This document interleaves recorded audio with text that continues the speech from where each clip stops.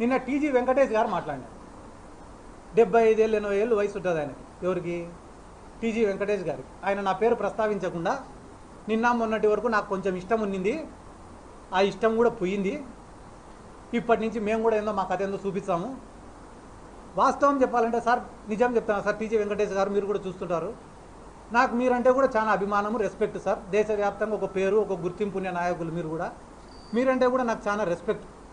కానీ ఎప్పుడైతే నిన్న మీరు మాట్లాడిన మాటలు విన్నానో మీ పైన ఉండే ఆ రెస్పెక్ట్ కూడా పోయింది సార్. మీకు ఎట్టయితే నా మీద ఇష్టం పోయిందో మీ పైన రెస్పెక్ట్ కూడా నాకు పోయింది. ఎందుకంటే మీరు మాట్లాడిన మాటలు ఎంత డబ్బులైనా పెడతా, ఎంత డబ్బునైనా వారిస్తా, మీడియానైనా కొంటా, పోలీసునైనా కొంటా, జ్యుడిషియరీనైనా కొంటా, రాజకీయ నాయకులైనా కొంటా, నా ముందు ఎవడైనా కూడా బానిసల్లాగా బతకాల్సినంత అహంకారంతో మాట్లాడినారు సార్ మీరు. మీ వయసుకు మీరు మాట్లాడే మాటలు కానే కాదు. పిల్లల మేమేమన్నా మాట్లాడుకోవచ్చు, అట్లీస్ట్ మీ కొడుకైనా మాట్లాడచ్చు, కానీ సార్ మీరు మాట్లాడే మాటలు కానే కాదు సార్. ఏమంటున్నారు సార్ మీరు? రాయలసీమలో మీసాలు తిప్పుకొని తిరిగిన వాళ్ళు కూడా నా ముందర మీసాలు దించుకున్నారంట. ఎవరో 4 పేర్లు చెప్తే సార్ ఇంటా సార్ నేను కూడా. ఎవరు వాళ్ళు మీసాలు దించుకునే వాళ్ళు? బైరెడ్డి రాజశేఖర రెడ్డి, మా కాడసాని రాంభూపాలన్నా, లేకుంటే మా ఎదురు విష్ణన్ననా, లేకుంటే కేఈ ప్రభాకర్ గారా? ఎవరు వాళ్ళు మీసాలు దించుకునే వాళ్ళు? ఎవరు సార్? పేర్లు ఉంటాయి కదా, చెప్పచ్చు కదా పేర్లు కూడా. అంత మాట అన్నేళ్ళు నాకు తెలిసి మీ ముందర కిందికి దించుకొని మీసాలు దించుకొని ఉండేది ఒకటే ఆయన్నే, ఆయన సోమిశెట్టి వెంకటేశ్వర్లు. ఆయనకు మీసాలు లేవు. కాబట్టి ఇంతగా మీరు ఒక విమర్శను తీసుకోలేని స్థాయిలో ఉంటే ఎట్టా సార్? టీజీ భరత్ గారు ఈరోజు రాష్ట్రానికి మంత్రి సార్. ఆయన ఒక రాష్ట్రానికి మంత్రి ఏం చేస్తున్నాడో తెలుసా సార్? ఈరోజు కర్నూలులో ఆయన సోషల్ మీడియా, ఫేస్బుక్లో, ఇన్స్టాగ్రామ్లో ఆయన పైన ఎవరైనా కామెంట్లు పెడితే, ఆయన పరిపాలన పైన ఎవరైనా కామెంట్లు పెడితే వెంటనే మనుషుల్ని పంపించి తన్నియడము, ఆ మనుషుల్ని ఎత్తుకొని వచ్చి పోలీస్ స్టేషన్లలో ఐటీ కేసు పెట్టడం. ఏ స్టేషన్లో నమోదు కాలేదు. నిన్నగాక మొన్న తాండ్రపాడు పిల్లోడిని కొట్టారు, డోన్ నియోజకవర్గానికి సంబంధించినవాడు. మొన్న కిమ్స్ హాస్పిటల్లో పనిచేసే పిల్లోడు, ఆ పిల్లోడు రారా మాట్లాడు అంటే కానీ సార్ ఆడ సార్ చిన్న ప్రాణం నన్ను చంపుతారు సార్ అట్లా. అమాయకుల్ని, పేదవాళ్ళని కొట్టే బతికేది, భయపించే బతికేది. దానాలు ధర్మాలు చేసినామంటున్నారు. ఏమంటున్నారు? దానాలు ధర్మాలు. 1000 కోట్లు ఉండేటోడు 1 కోటి రూపాయలు ఖర్చు పెట్టడం పెద్ద పని అన్న?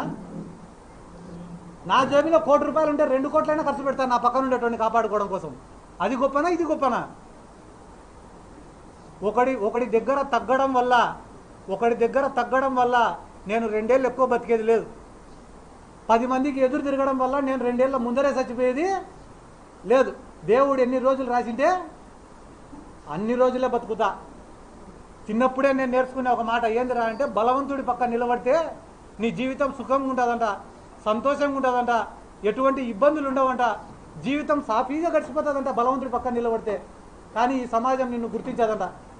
అదే బలహీనుడి పక్క నిలబడితే కష్టాలుంటాయి, అవమానాలుంటాయి, బాధలుంటాయి, ఇబ్బందులుంటాయి. కానీ ఈ సమాజం ఏదో ఒక రోజు నువ్వు చచ్చిపోయే లోపల నిన్ను హీరోగా గుర్తిస్తారు. కష్టమో నష్టమో పోరాడడానికే సిద్ధపడినా నేను. అమ్ముడు పోయేటోళ్ళు ప్రతి దాంట్లో ఉండొచ్చు, మీడియాలో ఉండొచ్చు, పోలీసులలో ఉండొచ్చు, పొలిటికల్ లీడర్లలో ఉండొచ్చు, అన్ని దాంట్లో అమ్ముడుపోయే వాళ్ళు ఉండొచ్చు. కానీ నిజాయితీగా బతికేటోళ్ళు కూడా ప్రతి దాంట్లో ఉంటారు, మీడియాలో కానీ, పోలీసులలో కానీ, రాజకీయ నాయకులలో కానీ, జీవితంలో కానీ.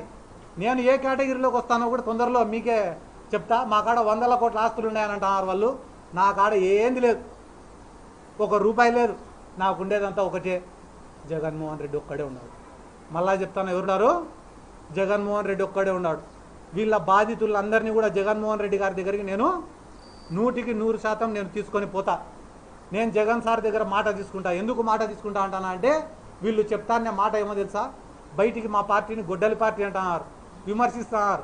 కానీ లోపల మా పార్టీకి సంబంధించిన మాజీ ఎమ్మెల్యేలతో, మాజీ మంత్రులతో, టీటీడీకి సంబంధించిన వాళ్ళతో ప్రతి ఒక్కరితో వీళ్ళు కాంటాక్ట్లో ఉన్నారు.